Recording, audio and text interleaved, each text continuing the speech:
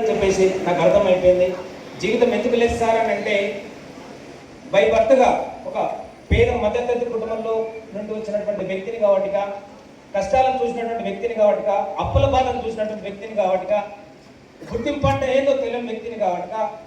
ఒక 10 సంవత్సరాల వయసులోనే నా జీవితంలో ఒక మార్పు రావాలి, పేదరికం అనేది నాతోటి అర్థం కావాలి, ఒక మంచి గుర్తింపు తెచ్చుకోవాలి అనేటటువంటి కసి నాకు 10 సంవత్సరాల వయసులో నుంచి వచ్చింది.